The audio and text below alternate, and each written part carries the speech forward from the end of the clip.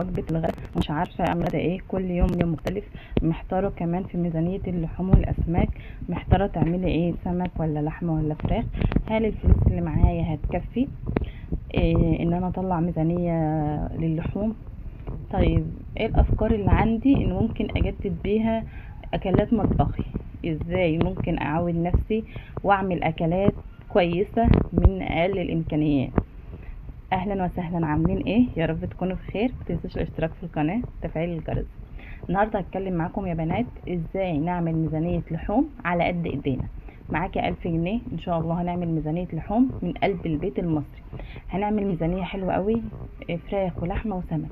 طب احنا بالضروري كل يوم ناكل لحمة وسمك وفراخ؟ لا طبعا مش بالضروري، حسب ما عيالك متعودين يا ولاد. انا عودت ولادي مثلا ان كل يوم ممكن اعمل فراخ مع الاكل. مش شرط ان انا ادي ملاب كبير، يعني مش شرط ان انا اعمل ملاب كبير، لا انا ممكن ادي حته صغننه قد كده.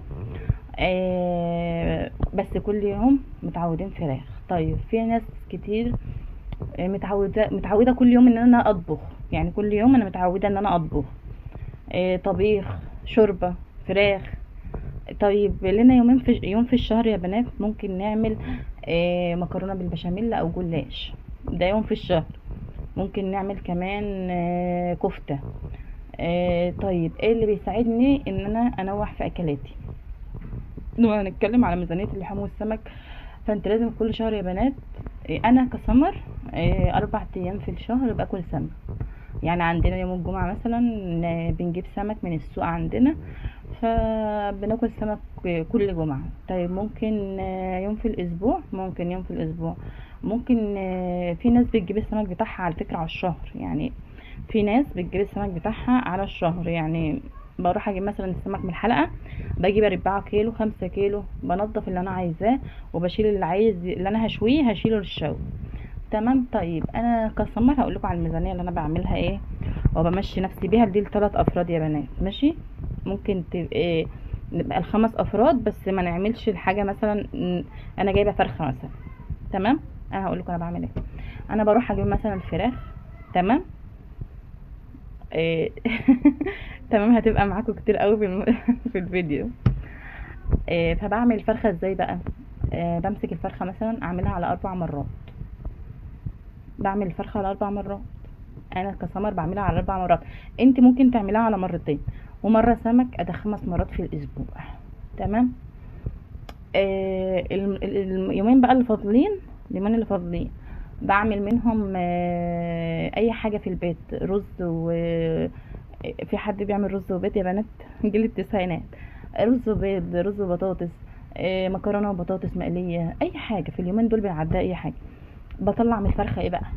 خليكي معايا. بص، الفرخه بطلع منها مره شوربه، وربع الفرخه بعمله كفته ساعات يعني، وفي ربع التاني بعمله بانيه. بشتري خلطه بانيه من عند العطار، النص ب20 جنيه، وبقطع البانيه وبتبله وبحمره في الزيت مع مكرونه.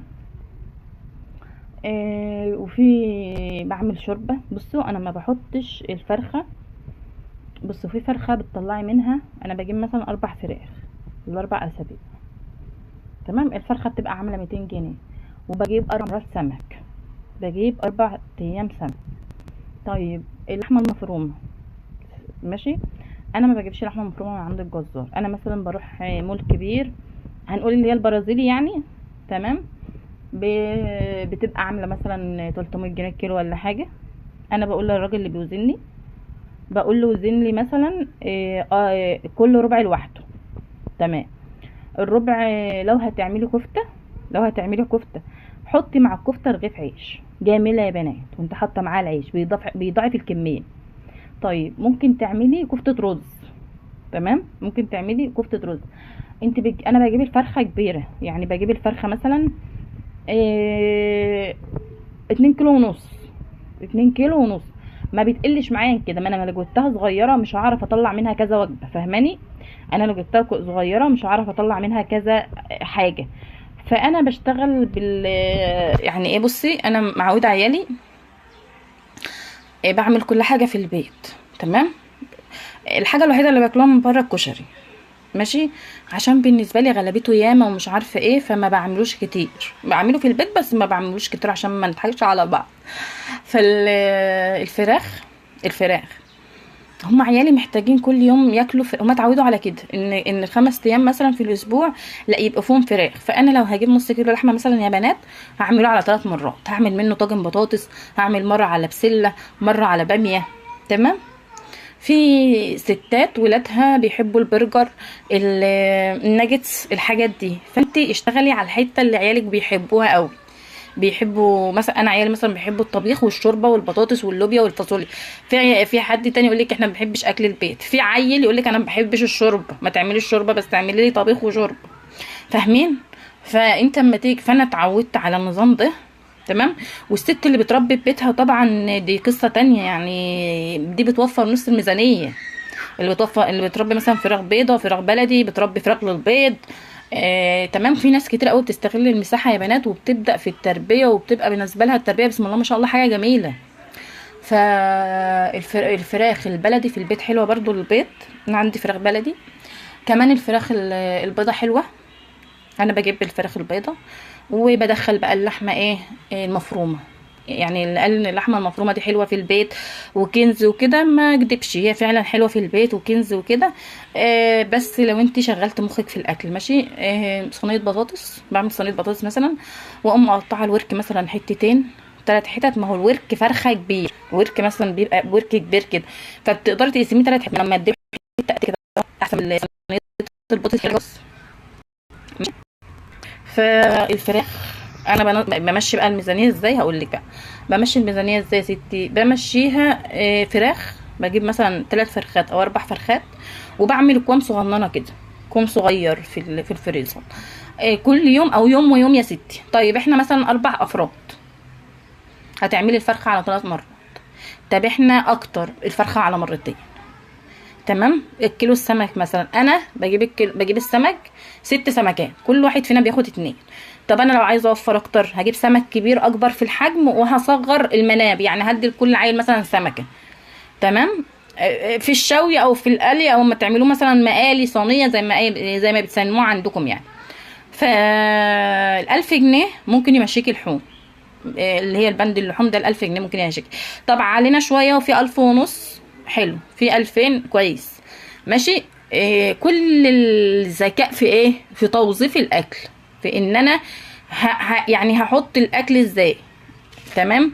هشتغل في الاكل ازاي، هعمل صينيه مكرونه حلوه جنبها شويه بانيه، هعمل محشي معاهم شويه شوربه انا كنت مبقياهم من اللحمه امبارح، حله محشي النهارده ارداحي، فاهمه؟ شويه باميه لو عيالك بيحبوا الباميه في اليومين اللي احنا فيهم دول. هي كانت رخيصه ودلوقتي غلت نزل كانت غاليه وبعدين رخصت. فشويه باميه. في عيال كتير ما بيحبوش المسقعه والحاجات دي ماشي. حتى اما تيجي تعملي يوم ما فيهوش لحمه او فراخ، اعملي كده حبشيه كده. يوم كشري، يوم مكرونه بصلصه مع شويه، عارفه لو عملت شويه مكرونه بصلصه وقمت رشه بقى شويه مكرونه شويه لحمه مفرومه على الوش، هياكلوا. تمام. جوعي العيل، يعني العيل ما تنكيش وراه بالاكل، خد كل، لا سيبيه لما هو يطلب الاكل منك. ايه رايكم في علبه المناديل بتاعت الجديده دي؟ حلوه جميله. هبقول لكم على سعرها في فيديو تاني. تمام. فاحنا النهارده انا جيت، بس مش هقول لك بقى ميزانيه ال1000 جنيه وال2000 جنيه بتاعت اللحوم، لا انا النهارده بديك افكار من مطبخي انا.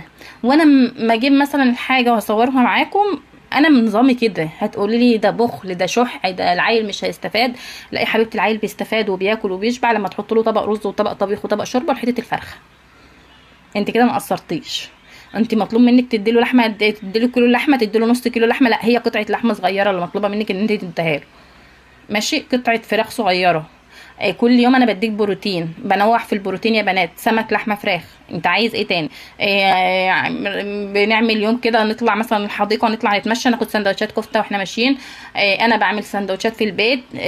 راح مثلا اقضي برضو يوم بره في الحديقه، او راح اتمشى بولادي، بشوي كيلو سمك واخده معايا، واعمل شويه رز بس. لان اي اكل بره هتاكليه بره انت ولادك النهارده مكلف. فانت عايزه توفري وتحوشي وتدبري وتاكلي عيالك، اشتغلي بذكاء في المطبخ. في كل حاجه تخص الميزانيه بتاعتك، رز، زيت، لحمه، فراخ، اي حاجه تخص الميزانيه بتاعتك اشتغلي فيها بذكاء. انا هعمل كذا كذا كذا كذا كذا، عليا مثلا ديون وعايزه اسدها، انا هسد ديوني وهعمل كذا كذا. ما تشيلنيش في نفسك فوق طاقتك، تشيلنيش نفسك فوق طاقتك. ما حدش بياكل كل يوم لحمه وفراخ وسمك، وغير اللحمه والفراخ في فطار وعشاء. تمام، في فطار يا بنات وغدا وعشاء. اشوفكم ان شاء الله في فيديو جديد. مع السلامه.